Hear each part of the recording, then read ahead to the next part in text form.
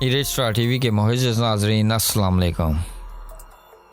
नाज़रीन, ब्रेडफोर्ड के एक घर में आग लगने से 10 साला बच्ची जाँ बाक हो गई। इतवार के रोज़ मकामी वक़्त के मुताबिक 1:05 पर 37 साला खातून और 11, 6 और 3 साल की उम्र के 3 दीगर बच्चे आग से बचने में कामयाब हुए, जिन्हें मामूली चोटें आई।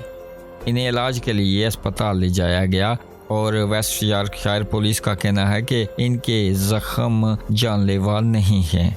पुलिस का कहना है कि आग लगने की वजह मशकूक नहीं है और वाक़े की तहकीकात जारी है।